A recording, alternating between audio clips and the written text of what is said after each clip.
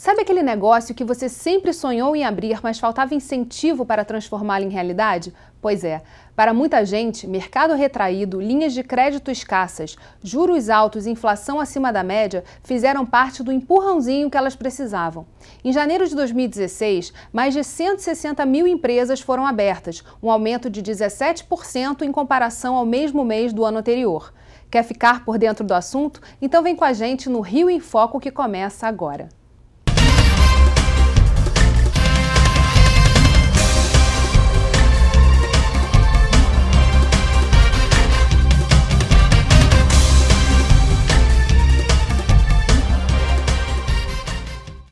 O Rio em Foco recebe o gerente de grandes empreendimentos do Sebrae RJ, Renato Regazzi, e o coordenador do curso Empreendedorismo e Desenvolvimento de Novos Negócios da FGV, Marcos Quintela. A taxa de desemprego no estado do Rio é alta. Cerca de 690 mil fluminenses estão em busca de um trabalho. E para sair da crise, a solução pode ser empreender. Vamos ver a matéria. Contas para pagar, dívidas, crise econômica. A fila de brasileiros desempregados só aumenta. Segundo o IBGE, cerca de 10,4 milhões de pessoas estão sem nenhum tipo de ocupação em todo o país. Diante da dificuldade de se manter no mercado de trabalho, esse é um bom momento para abrir o seu próprio negócio? Alguns acreditam que sim. Essa é a história de Leopoldo, que encontrou na crise seu maior incentivo para fugir do desemprego. A ideia de trabalhar com o meu próprio negócio vem desde cedo, desde que eu tenho 21, 22 anos, quando eu comecei lá na gastronomia, que sempre tive aquela vontade de ser meu próprio patrão, de fazer do meu jeito e sabia que ia dar certo porque eu me cobro bastante. Eu fiz um curso de especialização, um alto investimento e não consegui entrar no mercado, não tive oportunidade. Quando eu terminei o curso, achei que fosse estar inserido já no mercado, essa era a grande promessa do curso. Não foi o que aconteceu. As grandes indústrias com taxas altíssimas de demissão, 15% a 20% das maiores. Não aconteceu a entrada no mercado como eu esperava. E aí eu meio que juntei assim, uma ideia que eu já tinha de ter um veículo de delivery com o que eu estava fazendo no momento, que era cerveja, com uma insatisfação geral dos amigos de não ter cerveja boa no mercado durante o carnaval, só ter aquela cerveja de sempre e muitas vezes quente. O medo de arriscar é normal e até mesmo saudável, mas vale a pena também ficar ligado em algumas dicas antes de apostar todas as fichas no seu empreendimento. A primeira coisa é pensar bastante a respeito do que fazer e como fazer. O segundo é se planejar e saber tudo o que você tem que fazer para o sistema que você está criando dar certo, porque é você, você e você. E a terceira é a disciplina, é a obstinação, é a força de vontade. Ser seu próprio patrão é muito mais difícil do que trabalhar para outra pessoa, porque depende de você se cobrar e fazer o negócio acontecer. A gente costuma falar muito de empreendedorismo por necessidade, né? E no momento de crise é o primeiro perfil que surge, a pessoa precisa ter o seu recurso, sobreviver.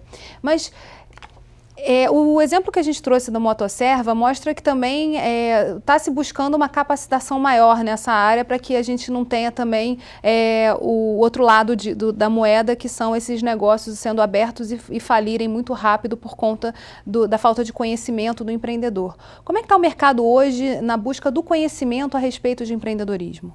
Primeiramente, o empreendedorismo é um colchão da economia, né? É uma opção que a pessoa pode ter para crescer economicamente. E no momento de crise, pode ser uma das janelas de saída. Agora, para isso, você precisa ter muita capacitação, você precisa ter informação sobre o negócio que você quer fazer.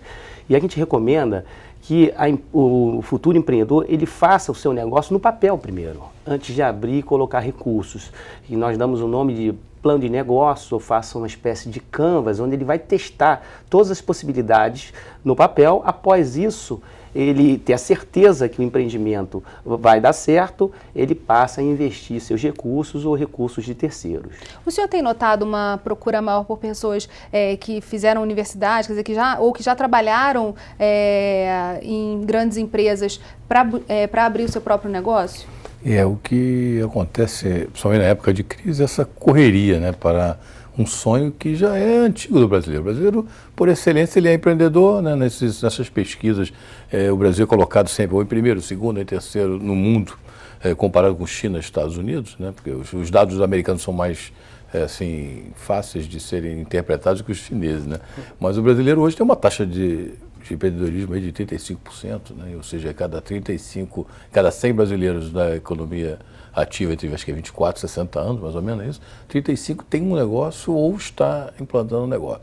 Isso independe da crise, né? Então, você vê hoje muita gente correndo para como esse rapaz da matéria, mas eu fico muito preocupado com isso, porque ele, como o Renato falou, tem que ter o plano de negócio, tem tudo. A preocupação maior tem que ser o seguinte: quem vai comprar seu produto, quem vai comprar seu serviço? Muitos, às vezes, sabem fazer a cerveja, têm dinheiro, conhecem, capacitam, mas esquecem de fazer o seguinte: tá bom, e quem vai comprar meu produto? Como é que eu acesso o mercado? O mercado, porque o mercado é o seguinte: da mesma maneira que ele está fazendo isso, o outro vai ter a ideia e vai achar que pode fazer a mesma coisa. Então, daqui a pouco, a fatia, o market share do mercado começa a se pulverizar. E aí ele vai ter perda. Então, ele tem que entender qual é a área de influência, qual é o local, né, qual é a concorrência possível, quais são os produtos substitutos. Então, isso aí faz parte do plano de negócio, que nem todos têm essa expertise para fazer. Principalmente o de baixo investimento. O sujeito que tem pouco dinheiro, ele não tem acesso à pesquisa, ele não vai contratar uma pesquisa, ele vai no peito, como a gente fala, na intuição. E muitas vezes a intuição é apenas paixão. E a paixão é o inimigo do empreendedor. A paixão cega, né? A paixão, para mim, é a inimiga do empreendedor. Não sei se você concorda com isso. Exato, concordo, exatamente. A questão da emoção, no negócio você tem que reduzir um pouco, porque o negócio, ele é matemático, econômico, né? Você tem a questão social também. Você falou da questão dos mercados e todo o negócio, ele tem que fazer um bem para a sociedade. Então, ele também, além de econômico, é social. Mas, então, você trazer os números, né? E você dominar esses números é muito importante. As pessoas, geralmente, gostam de correr dos números, né? E para ser empreendedor, não pode correr dos números. E existem ferramentas muito simples para você gerenciar negócios. O Sebrae faz uma série de cursos nesse sentido. Sobre essas fontes, essas ferramentas que estão disponíveis, porque informação não falta. Às vezes a gente fala que o que precisa, na verdade, é que as pessoas consigam encontrar as informações que elas precisam. Que fontes os senhores citariam, até para a gente fechar esse primeiro bloco, como fontes primárias para começar a correr atrás do negócio? Sebrae é uma delas. O Sebrae tem uma série de informações, portais nossos, a gente tem que ir oportunidade de negócios, que qualquer empreendedor pode acessar setorialmente, ou acessar o que os negócios estão acontecendo no Rio de Janeiro, tá? Que é o www.rioportunidadenegócios.com.br, e tem nossos cursos e palestras onde a gente informa o empresário sobre como é que está o mercado, como é que está o setor dele, o que é o perfil empreendedor. É importante também você desenvolver características suas para poder empreender, né? Quando você é funcionário de uma empresa, você age de determinada forma. Quando você passa a gerir o seu próprio negócio, como foi colocado lá pelo entrevistado, que é muito diferente, é muito difícil. Quer dizer, você não vai só fazer uma atividade ligada ao ofício que você aprendeu. Você vai ser empreendedor, você vai ter que gerenciar outras pessoas. E a si mesmo, né? O poder de observação é muito importante, porque os números são números baseados em amostras, estatísticos, você tem que inferir, tem que saber interpretar os números, o que muitas vezes o pequeno empreendedor não sabe. Então, observe, corra atrás, visite outros empreendedores, veja aquele negócio parecido com o seu, seja perseverante antes de colocar o primeiro real. Porque no dia que você coloca o seu real, aquilo é irreversível, você vai ter que correr atrás de tudo aquilo que planejou, né? Então, essa historinha que você vê, a taxa de natalidade está alta, mas a taxa de mortalidade também está. Isso, ela praticamente é estável ao longo da história, aí, né? Crise ou sem crise, sempre houve esse equilíbrio entre natalidade e mortalidade das empresas. E o próprio Sebrae tem umas pesquisas que falam assim: por que as empresas quebram? E quebram muitas vezes exatamente por quê? Porque não se planejaram, o cara não conhece o mercado, ele quebra porque ele não consegue gerar receita. Isso não é porque os juros são altos, é porque isso, aquilo, não. É simplesmente porque não conseguiu fazer um planejamento. Empreender exige risco, né? Qualquer empreendimento você tem risco. Só que o risco ele pode ser calculado. É diferente da incerteza. A incerteza a gente não consegue calcular. A gente vai fazer um rápido intervalo e voltamos já. Rio em Foco aqui, política e economia caminham juntas.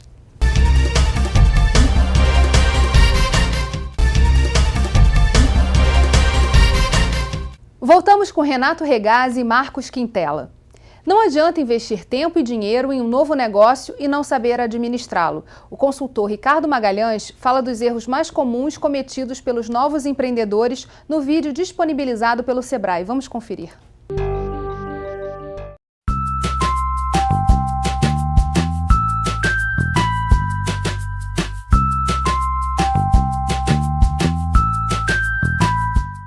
Então, a primeira dica que eu dou é você parar de querer seguir os outros, querer fazer igual aos outros. No Brasil já está cheio de pizzaria, então se você tentar fazer mais uma pizzaria, você vai cair no erro de ser igual aos outros, e quando a gente é igual aos outros, a única maneira de se diferenciar é baixando o preço. E se você baixar o preço, acaba a margem, se acaba a margem, acaba o funcionário, acaba os investimentos, você quebra. Então, outro erro que a gente comete, né, é não ouvir os outros. Então, quando você não ouve os outros, você se mete numa série de erros e não vê que você está indo cometer os mesmos erros que você já cometeu. Então, outra burrada que a gente faz é assim, quando você vai começar uma empresa ou quando você é pequeno, é você querer parecer grande. Comece o menor possível, porque a grande verdade é todos os negócios que começam errado. Então, é melhor começar pequeno, porque vai dar errado, né? Então, para você não perder muita grana, comece pequeno. Quarto erro que a gente comete, se você está começando, é não ser vendedor.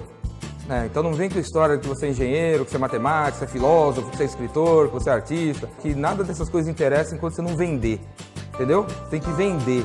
Então você tem que acordar de manhã, vai lá para a empresona, são 8 horas de trabalho, tem que dedicar 2 a vendas. Então vocês têm que botar na cabeça, você tem que ser vendedor. E a melhor coisa que você pode fazer pela sua carreira é aprender a vender. Bom, por último, não menos importante, né, a dica é sobre você ser diferente.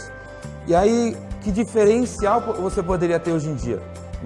Vou ter o melhor produto, a melhor qualidade, o melhor atendimento, vou ser o cara mais inovador. Não, tudo isso é besteira e os grandes já estão pequenos, mas já estão fazendo esse tipo de coisa. Então, eu recomendo a você que é ser generoso, entendeu? Generoso. Missão, visão, valores da sua empresa. Generosidade. No MBA que o senhor coordena lá na FGV, qual a percepção da chegada dos alunos e como é que eles acabam no fim do curso? Quer dizer, como é que é esse processo, essa jornada de aprendizado para empreender?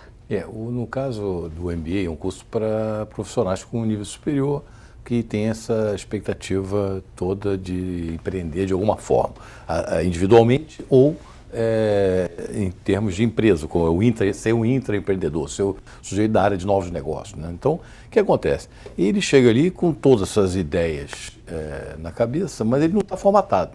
Então, o que a gente tenta jogar ali? Quase uma sequência de um plano de negócio através das disciplinas. A gente viaja ao longo de 18 disciplinas, desde o pensamento estratégico, estudo de oportunidade, pesquisa de mercado. Aí começa a ver como é que se capta recursos, como é que se planeja tributariamente, como é que planeja o marketing para captar aquele cliente. Então você faz todo o processo de um plano de negócio até finalizar naquilo que invariavelmente não tem jeito, que é o seguinte, é fluxo de caixa. Tudo na vida vai terminar em quanto que eu vou investir, quanto que eu vou recuperar para ver se aquilo ali tem uma viabilidade. Então você faz tudo, risco e tal, e finaliza num plano de negócio efetivamente montado pelo aluno. Então essa é a historinha que a gente passa para ele e mostra que não há diferença alguma de ser um empreendedor individual e ser um empreendedor de grande empresa. Os objetivos são os mesmos, gerar resultados e criar valor para a empresa. Então isso aí é básico, né? Você falou de um ponto importante que é o intraempreendedorismo. O que é isso? Qual é o perfil que está sendo exigido nas empresas também, né? Ter um funcionário que olhe para a empresa e pense sempre como buscar parcerias, como melhorar e aperfeiçoar a sua atividade. O empreendedorismo é nada mais do que o empreendedor interno das empresas que buscam negócios, expansão, lançar um novo produto internamente. Ele faz o mesmo papel do empreendedor. O empreendedor é aquela pessoa que vai empreender no negócio de terceiros, em vez de ser no seu próprio negócio. E tem que ter todas as características empreendedoras de sucesso, né? E eu queria destacar, até pela entrevista que foi passada anteriormente, que tanto para o intraempreendedor como empreendedor, a primeira ação que ele deve fazer no que diz respeito ou a um novo projeto ou a um novo negócio é ele prototipar. Quer dizer, quando ele fala ali que é começar pequeno, nada melhor do que pequeno ser um protótipo, um teste. Você testa aquilo ali, porque as coisas, como foi falado pelo professor da FGV, elas nascem e não nascem certas, 100% certas. Então você tem que testar ela com o seu cliente para você pegar o maior consultor que existe no mercado, que é seu mercado, é seu cliente, é seu consumidor. Tá?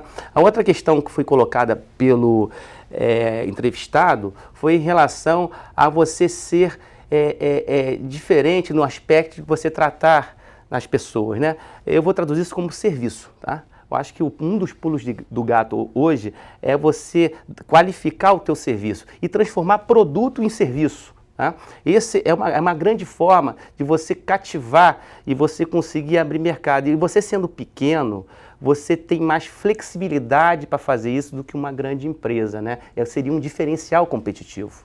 Eu gostei muito quando ele falou o negócio de generosidade. Está ligado também a endomarketing, né? Você chamar o seu colaborador, seja pequeno, se você tem um colaborador, ou 10, ou 20, ou 1000, esse cara tem que acreditar naquilo que ele vende. Que ele acreditar naquilo e ele saber que ele participa daquilo, que ele é parte do crescimento da empresa. É uma tendência hoje muito grande das corporações começar a dar participação em resultados, né, engajar o sujeito naquilo, valorizar a vida pessoal dele também. Eu acho que é uma tendência que o empreendedor tem que começar desde o pequenininho até as grandes corporações. Eu vivenciei isso em grandes empresas, onde você tinha o prazer de estar trabalhando, você se sentir a parte do processo. E a generosidade, ela é uma exigência social. Nós queremos pessoas generosas no nosso trato. Então você oferece a empresa, ela foi feita para atender a sociedade. Então se você transmite isso para o seu cliente, se você demonstra preocupações com o meio ambiente, com questões sociais também e com o outro, você com certeza vai cativar e vai trazer um mercado para você. Eu brinco sempre que é uma comparação que eu faço, negócio de garçom. Eu falo assim, um restaurante, às vezes, ele nem necessariamente tem a melhor comida. Mas se ele tiver aquele garçom que te agrada, que ele sabe o teu nome, ele te faz sentir em casa, você vai, se fideliza, volta ali. Não necessariamente ali é a mesma comida, é a melhor comida que você encontra, não é isso? Exato. Então esse cara está engajado, ele para mim, ele é a personalidade do dono. É o reflexo do dono, né? A gente vai fazer um rápido intervalo e voltamos já. Rio em Foco aqui, política e economia caminham juntas.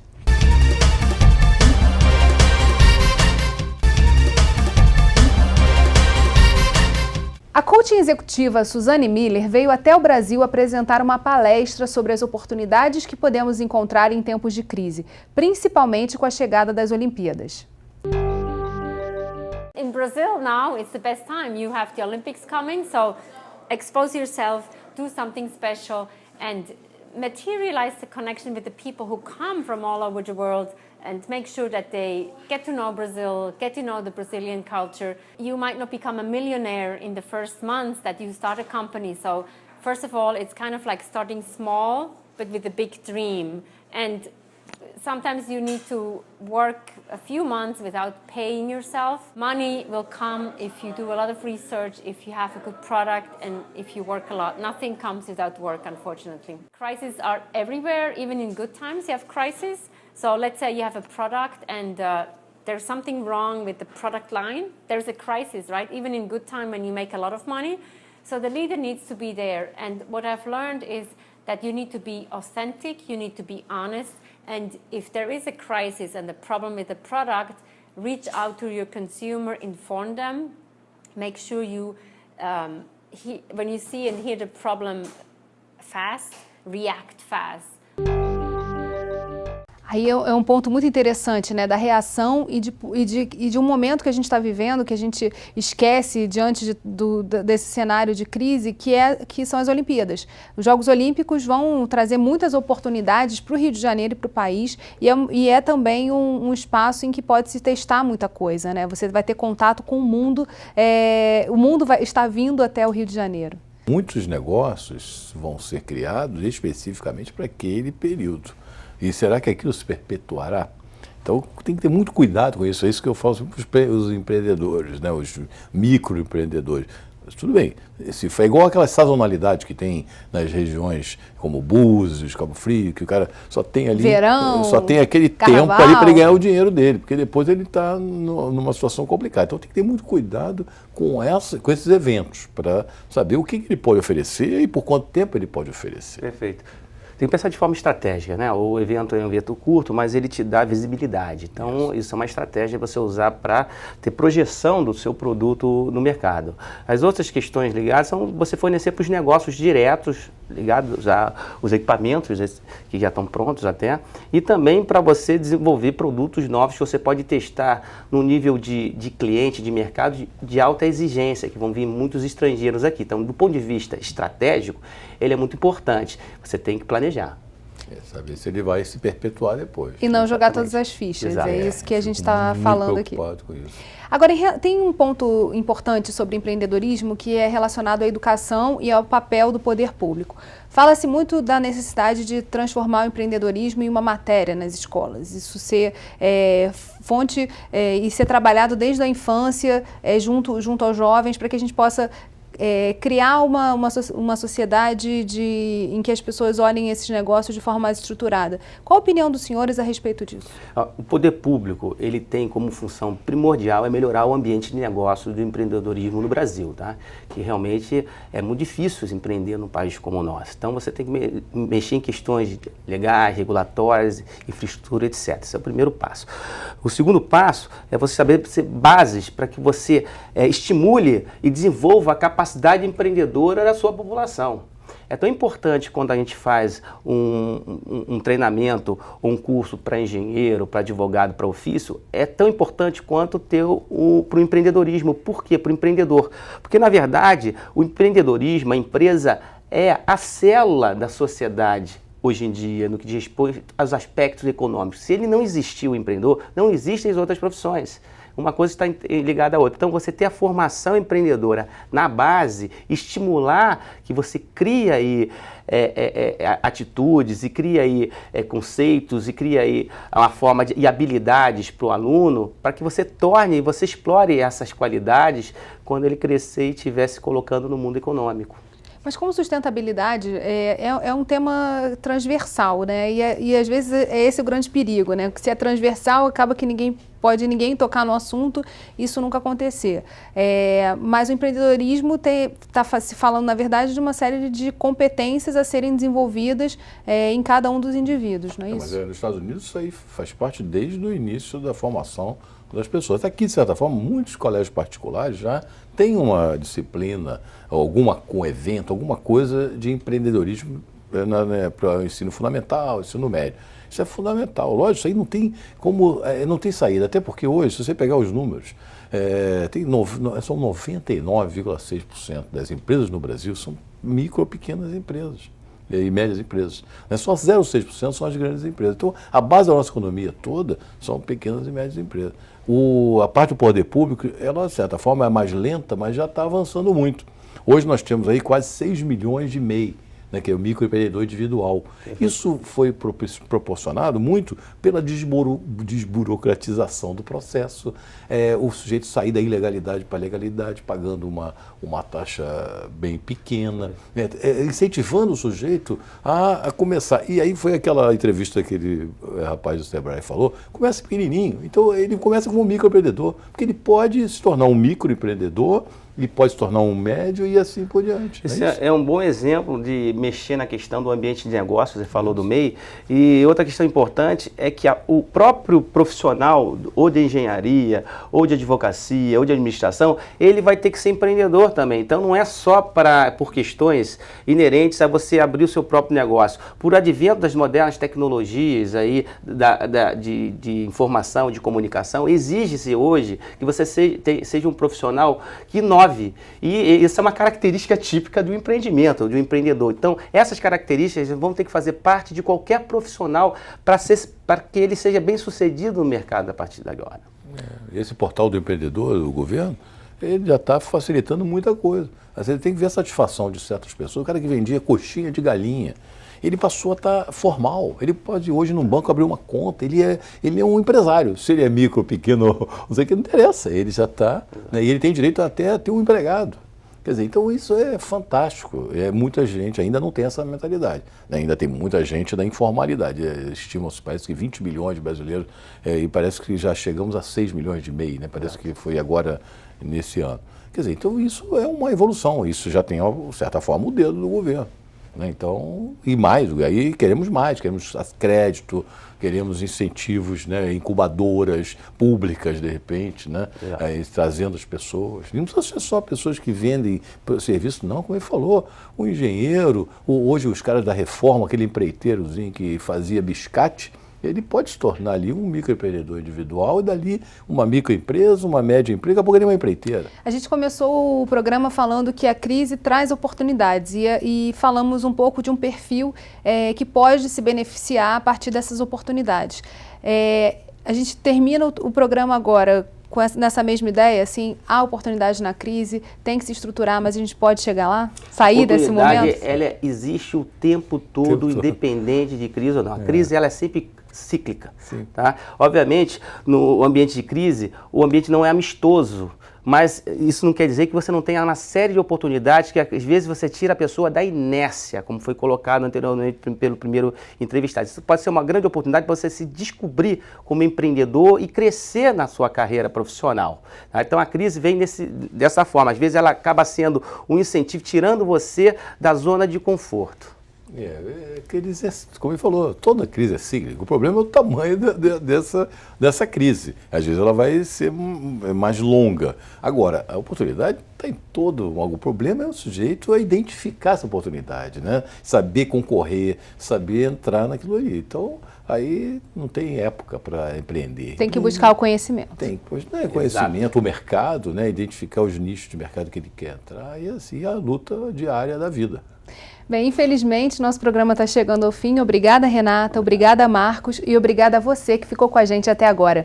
O Rio em Foco quer saber a sua opinião. Escreve pra gente. Tem algum assunto que você queira ver discutido aqui? Envie sua sugestão para rioemfoco@lerj.rj.gov.br ou para o nosso WhatsApp 21 98990 4709. E se você gostou desse programa, pode assisti-lo novamente no site www.querodiscutirmeuestado.rj.gov.br e acompanhar nossa programação nas redes sociais, Facebook, Instagram e Twitter, ou pelo www.youtube.com/alerjtv. TV Alerj, o canal do povo fluminense. Até a próxima.